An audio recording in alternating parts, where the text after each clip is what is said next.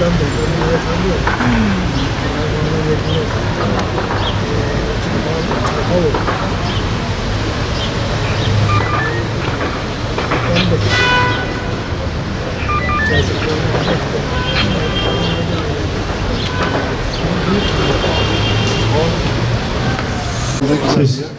İnşallah. Vanlı mısınız? Vanlı değil. İyisiniz.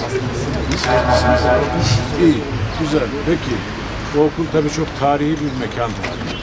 Van'ın en eski tescilli yapılarından bir tanesi. Ayakta kalabilen tabii Cumhuriyet dönemi yapısı ama tescilli bir yapı olması hasebiyle bir özel bir önem taşıyor. İnşallah sizlerin dokunuşlarıyla çok güzel bir restorasyon yaparız. Ve içini de inşallah tefrişiyle, azimiyle gerçekleştiririz. Kısa zamanda halkımızın, yerli yabancı insanların, ziyaretçilerin hizmetini açarsınız. Hayırlı cumalar. Hepimiz için inşallah güzel bir gün olsun. Bugün Van Büyükşehir Belediye'mizin 2018 yılı vizyon projelerinden bir tanesi olan kent müzemizin restorasyon çalışmalarını yerinde inceliyoruz inşallah.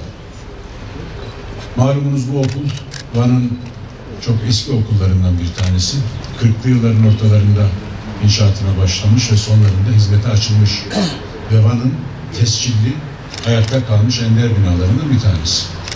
Biraz önce Turan amca temel atım töreninde o fotoğrafın önünde bize o zaman temel atım törenine katılan çok kıymetli Vanlıları ve o dönemin bürokratlarını bizimle tanıştırdı. Vefat edenlere Allah'tan rahmet diliyoruz. Sizler gibi halen ayakta dimdik duran ağabeylerimize, amcalarımıza da Allah'tan sağlık, sıhhat, afiyet temenni ediyoruz. Değerli basın mensupları, burası yaklaşık 8,5 dönüm bir arazi ve işte şimdi önünde bulunduğumuz bu tarihi binada 2 katlı ve aynı zamanda dışarıda da 2 ayrı atölyesi bulunan bir önemli mekan. Biz burada tabii eğitim öğretim uzun yıllar burası Van'ın gençlerine, çocuklarına hizmet verdi. Ama uzunca bir zaman onların restorasyon görmediği için de tabii olarak epey bir harap bir görünümü vardı. Geçen yıl gelip ziyaret ettiğimde hakikaten ben üzülmüştüm. Bunun üzerine tabii şehrin dinamikleri, İkram Bey, Genel Sekreterimiz, siyasetçilerimiz buranın dönüştürülmesi konusunda taleplerde bulundular. Konuyu inceledik. İkram Bey süreci anlattı. Gerçekten çok geniş kapsamlı bir istişare süreci geçirdik. Tüm tarafların görüşlerini aldık. Nasıl bir müze olmalı? Şekli nasıl olmalı? İçeriği nasıl olmalı? Tefrişi nasıl olmalı? Fonksiyonları nasıl olmalı? Bütün bunları ayrıntılı bir şekilde üniversitemizden de değerli hocam ayrıntılı bir şekilde yararlandık. Şehrin ileri gelenlerinden yararlandık. Ve ortaya bence bana yakışan, ülkemize yakışan çok özel, çok özgün bir kent müzesi projesi çıktı. Doğrusu bayağı da maliyetli bir iş oldu.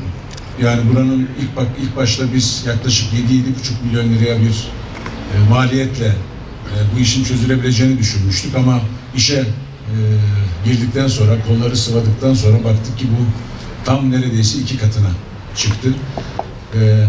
7,5 milyon olarak hesaplamıştık ama projelerini yaptıktan sonra baktık ki bu rakam birden 13, 14, 15 milyona çıktı. 13 milyon artık KDV değil mi? Evet. Ülkercan Bey. Dolayısıyla önemli, büyük bir proje. Maliyet olarak da büyük bir proje. Bu maliyetin yaklaşık 4,5 milyon lirasını Doğu Anadolu Kalkınma Ajansımız bütçesinden karşılıyoruz. Bu manada eski Kalkınma Bakanımızı da burada hayırla yad ediyoruz. Şimdiki Sanayi Bakanlığımıza teşekkür ediyoruz. Tabii Kalkınma Ajansımıza, Genel Sekreterimize ve ekibine ayrıca teşekkür ediyoruz. Geri kalan meblağın büyük bir bölümünü kültür varlıkları fonu olarak oluşturulan bizim yatırım koordinasyon üzerine birimimizdeki kaynaktan karşılayacağız ama yine mali anlamda külfeti çekecek olan kurumların başında Van Büyükşehir Belediye'miz geliyor. Dolayısıyla 3 ortaklı bir proje bu ve inşallah finansmanı da yani kaynağı da hazır.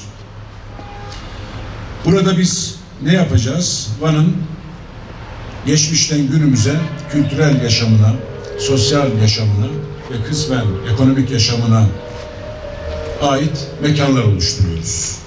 Ve bu şekliyle bu kent müzesi inşallah yerli, yabancı birçok misafirimize, Vanlı hemşerilerimize, çocuklarımıza, gençlerimize çok büyük bir katkı sağlayacak. Kent Müzesi'nde bir mottoyla hareket ediyoruz.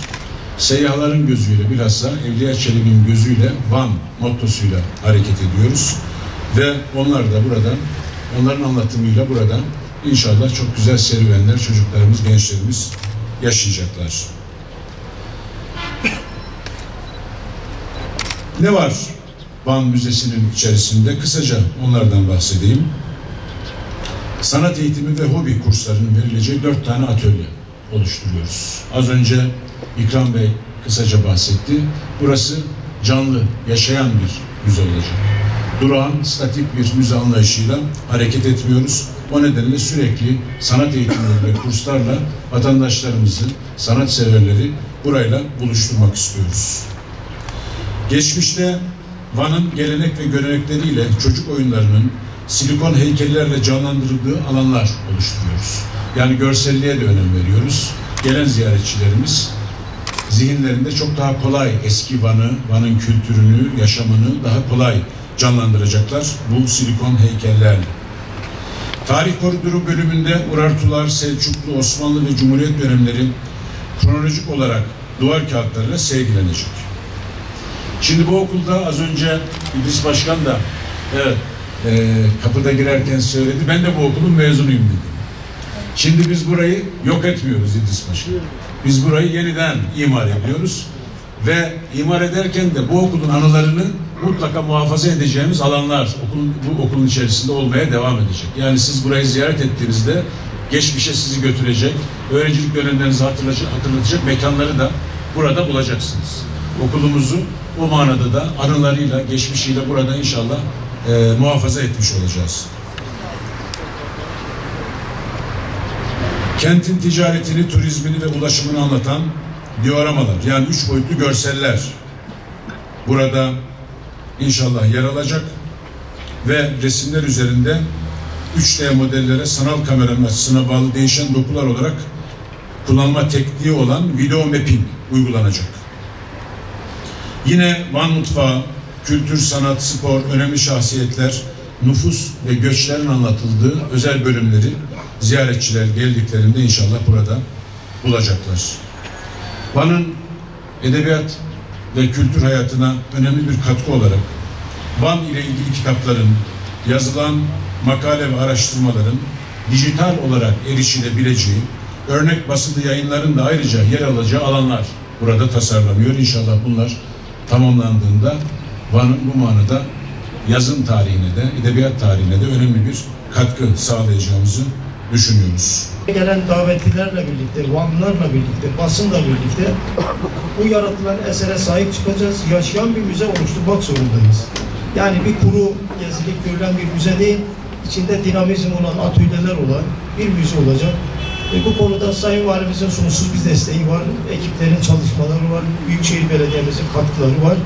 Ben sözü fazla uzatmadan Sayın Valimize bir Vanlı olarak, bir gazeteci olarak çok teşekkür ediyorum. Aynı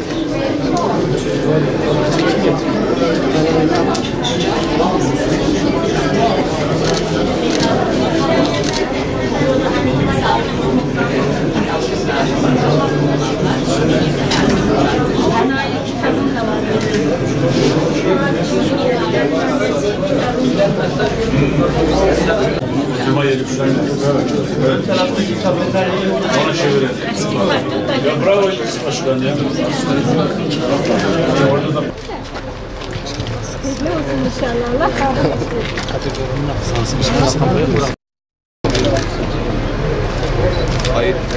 hayırlı acılasın. Tekrar nasip edin inşallah. Kazası belasız olsun. Billahi